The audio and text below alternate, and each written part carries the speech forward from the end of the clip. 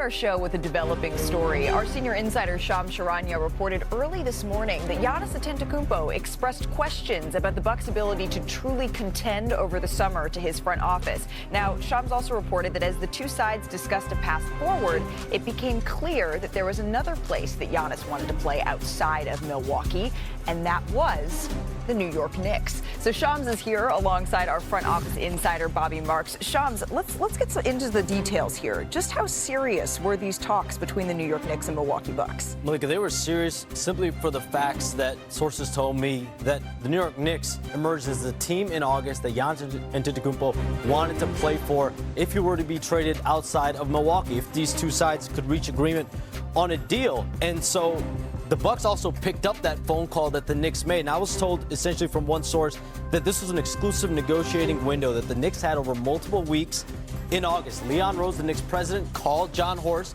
the Bucks general manager. These sides had multiple conversations. Offers were made. But there are two sides to this. The Bucks, I'm told, believe that the Knicks did not even offer a deal strong enough to continue these conversations. The Knicks believe, I'm told, that the Bucks never seriously considered a trade of Giannis Antetokounmpo this summer. And this all stems from the facts that Giannis Antetokounmpo, the Bucks still believe, is a guy that can help them right now win a championship. They still want to win with Giannis Antetokounmpo. That's what I'm told. John Horst told Giannis Antetokounmpo in their face-to-face meeting in late July that we can still win here with you, but clearly Giannis Antetokounmpo aired his level of concern as well with the roster, and so that's where these two sides are at. And people in New York have known going back to 2024 that if this point ever came, Giannis Antetokounmpo might actually want to play in New York. So they've had knowledge that this is a possibility for a little bit of time here. They had a window, no deal.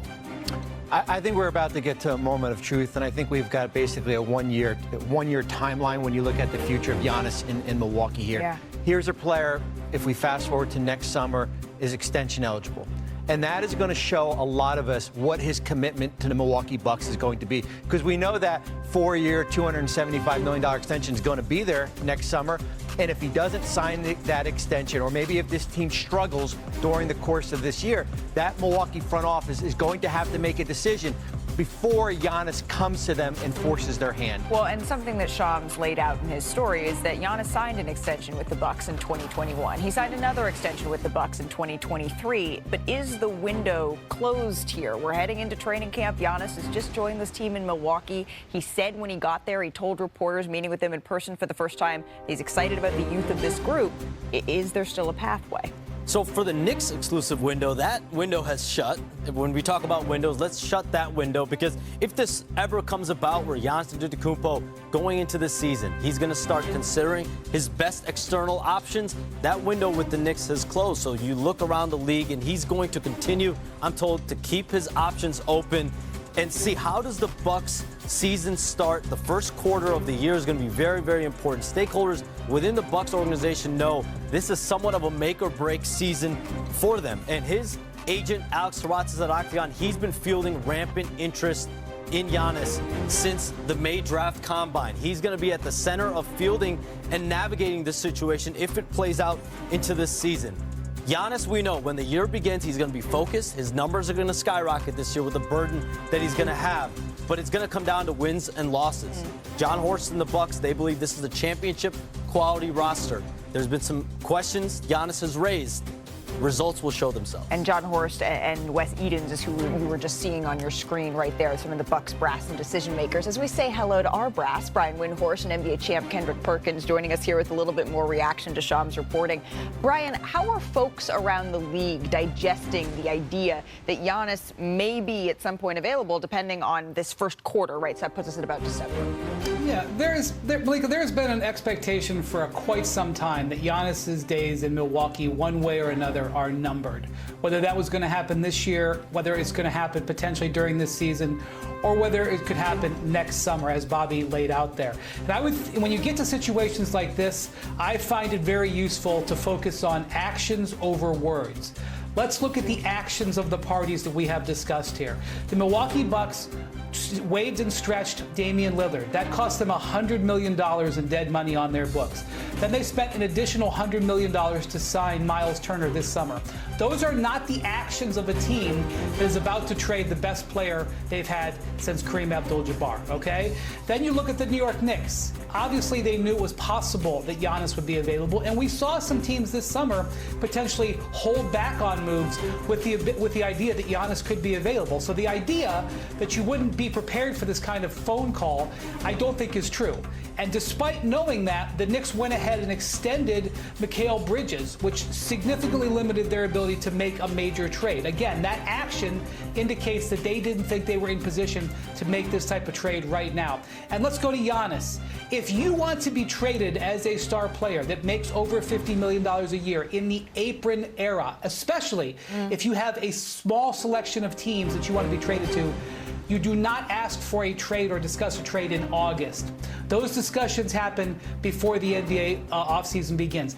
That's not to say that a trade couldn't happen, but certainly he would have to understand that. So I definitely think the actions that we see indicate at some point Giannis could again be discussed with the Knicks or elsewhere. But I look at the actions here, and I don't think they were ever going to lead to a deal over the summer between New York and Milwaukee. Not to mention listening to what Giannis has said since he joined the team joined Media Day via Zoom, joined the team. He said what is important to him is winning a championship. And that's sort of been the same story for Giannis since I covered him, for the last 8 years. Perk, what do you make of this? That he's out. Really? He's out. Listen, I'm about 100% sure, and this is just me assuming, this is just coming straight from Perk, no sources, that we will not see Giannis Antetokounmpo in the Bucks uniform at the end of this season. I believe he's giving the Bucks an opportunity right now, privately, before he goes publicly. Now, if you'd asked me this a week ago, before my guy Shams did this reporting today, I would have said, nah, Giannis gonna be in the Bucks uniform. You know why? Because they signed his brother, Thanasis, back, right? But that was a signing of desperation to say, you know what, Giannis, here, we're doing everything we possibly can. But I believe it's time. And if I'm the Bucks, I also believe with this report coming out that the Bucks phones are going to be ringing here shortly, because we are talking about Giannis Antetokounmpo. In my opinion, already a top 5 greatest power forward to ever play the damn game of basketball. One of the most dominant players to play, generational talent that is in the middle of his prime.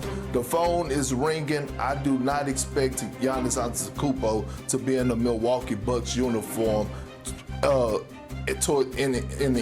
by the end of the season. Okay, well, I'm going to pick up my phone and I'm going to ring Mr. Bobby Marks here, because Shams reported in this story, right, and you mentioned this a little bit earlier on our show, that maybe the best deal wasn't fully put forward here from the New York Knicks, because also there was a thought that they didn't think that the Milwaukee Bucks maybe were fully 2 feet into making this discussion. So let's dive in, Bobby. Yeah. What could this look like if they were to make this? Well, look at the history of Leon Rose, their president, as far as going out and trading for OG Anunoby, Mikal Bridges, and Karl Anthony Towns. Big ticket moves here. Now, the problem is when we look at the trade machine,